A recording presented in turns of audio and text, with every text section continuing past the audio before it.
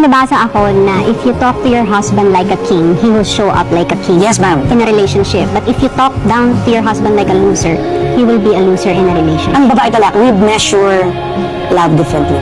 Ang babae, you measure love with the little things that we do for you. We are about the details. Yes, ma'am. The smallest things, big deal sa amin yan. See, for example, binilang kita ng bouquet, the biggest bouquet of flowers I can buy. Pero pinahatid ko lang sa driver ko. That wouldn't mean anything to you. Compared sa, bumitas ako ng bulaklak sa gilid at inabot ko sa iyo. That means the world. So, ganun mag-measure ang babae ng pagmamahal. Kami naman ba lalaki, iba naman ang pag-measure namin. We measure love with the amount of respect we enjoy from you. Case in point, halimbawa, yung jowa ko po, hindi ako sinasama pag lumalabas sila ng friends niya. Eh kasi nung sinama kanya one time siguro, hindi sinumakot ka doon. Hindi niya sama talaga. Makihiyang ka lang doon eh. Mabastos siya. Sabi niya sama. Kwentuhan ka na lang yan. Pero kung masarap ka kasama, baka mamaya hindi siya pupunta pag di kasama. Maraming ganun. Yung acting wala sa lugar. Mas maging mga acting wala sa lugar ng babae. May mga ganun. May tinumpong tinoyo. Ano ang isang bagay na pinakaayaw ng lalaki sa babae? Nagger.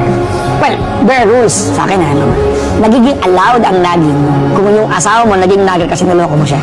You have to live with it. Dahil ang babae, historical kayo. Sabi ko lagi sa mga to, pag niloko mo ang wife mo, kahit nasunugan ka lang ng sinaing, dudugtong din yung panloloko mo. Hindi mo pinanbayan, ayop ka, naalala ko tayo niya, sa niloko mo ako. Historical nga ang And you have to babae. learn how to live with it. Now, pag nagkalokohan ka sa relasyon, it's not only the guy na nanloko, hindi lang siya dapat may gawin. Even yung naloko. Because may mga nakausap ko ako na pinatawad niya, hindi na nakikipag-cooperate. Feeling niya laging excusable yung naging niya. Pero kung nagnanag lang ang babae na sinusumpong lang, malamang sa malamang maluloko ka. Paano ma-avoid ng babae ang pagiging nagger? Nasa lalaki po talaga ang susi din. Nasa amin din.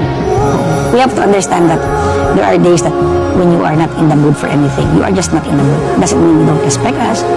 Doesn't mean you don't love us. We are walking hormones. Hindi ka na dahil patulan. But you just have to find the right person na kaya mong i-tolerate Totoo. Totoo.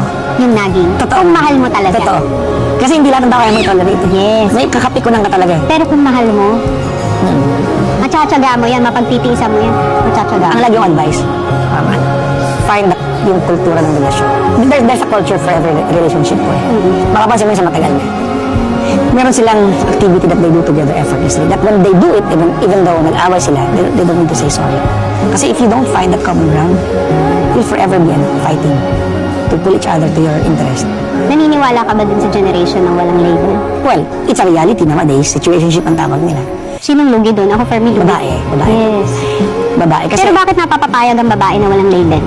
kasi there's this empowerment ng mga babae in the wrong sense. Nakakala ng mga babae, wala nang magagalit sa akin dito, na kaya nang gawin ang lahat ng kaya nang gawin ng lalaki without repercussions. Kasi hindi totoo yan eh. May matres kayo eh. Wala buntis ka, titigil ang buhay mo ng 2 taon minimum para magbuntis at magpalaki ng 1 year old na anak. Ang lalaki tuloy-tuloy lang. In the end, mas talo ang babae. Yes po. Alam mo kung ba't nangyayari? Dahil pumapayag ang babae.